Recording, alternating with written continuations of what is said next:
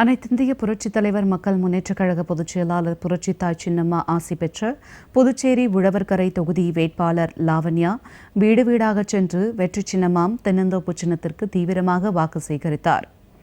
புதுச்சேரியில் வருகின்ற ஏப்ரல் 9ஆம் தேதி சட்டப்பேரவைத் தேர்தல் நடைபெறவுள்ளது.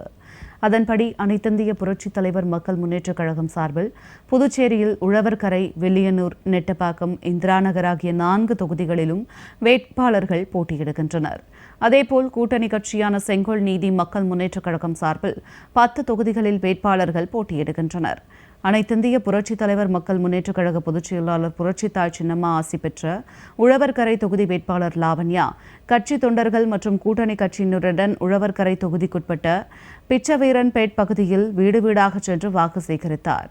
அப்போது அனைத்திந்திய புரட்சித் தலைவர் மக்கள் முன்னேற்றக் கழகம் மற்றும் கூட்டணி கட்சியின் கொடிகளை கைகளில் ஏந்தியபடி வாக்கு சேகரித்தனர். அனைத்து இந்திய புரட்சித் தலைவர் மக்கள் முன்னேற்றக் கழகம் சார்பாக அம்மா எனக்கு சீட்டு அறிவிச்சிருக்காங்க.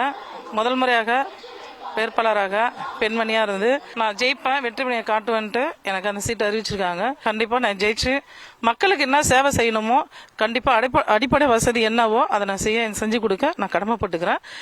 ரொம்ப நன்றி, வணக்கம். மக்கள் எனக்காக ரொம்ப வரவேற்கிறாங்க. நான் ஜெயிக்கணும், சாமிகிட்ட ப்ரேயர் பண்ணிக்கிறாங்க. நிச்சயமாக நான் வெற்றி பெறுவேன்.